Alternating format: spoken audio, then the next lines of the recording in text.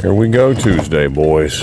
All right, guys, it's Tuesday. We've got a bag full of parts from old Metro Bobcat, and I guess we're going back out to the MT85 and finish up the cylinder head job on that one. So let's get to it. Well, boys, the old shower curtain trick does always work. It does keep moisture and what have you out of the engine bay. So we got some cleanup to do, obviously, this morning, and a whole bag of parts. So let's get to it. Now, before anybody asks, we did take the head off and did have it machined to make sure it was good to go. They took a little bit off the bottom here and also relapped a couple of the valves. All right, so the upper kit gasket set that they give you, there's your part number right there from the old boys of Bobcat.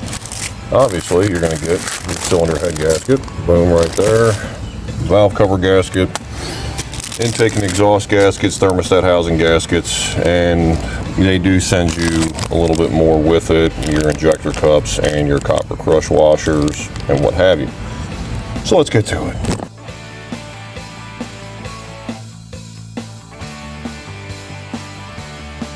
So you hear a lot of guys online talk about, you want this whole surface to be shiny and what have you. No, you don't. No, you don't. You want this just to be flat. Flat and clean, that's all. So what I'd use, very simple, very old school, just a blade here. You're not going to gouge the metal. You're not going to pull any material. You're just trying to get the old gasket material off. And that's exactly what we got going on here, boys. So the head bolts themselves, I'm going to put engine oil on the threads. That's pretty much the ins and outs of it. Torque specs 27.5 to 31 foot-pounds.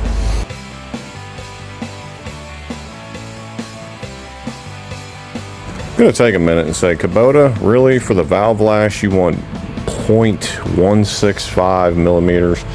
Closest thing I got to it was like a 0.176 or a 0.152. I'd rather the valves be a little bit loose than a little bit tight, because they're going to tighten up, obviously, with heat expansion. So, this is where we're at for the most part. We're fully assembled, less the valve cover. We got the lines loose. Fuel system is temporarily installed here. We had to put the fan on and what have you, but we have to run the engine for a half hour and then do a hot retorque. Well, we got it running, and we got our timer going. So let's see.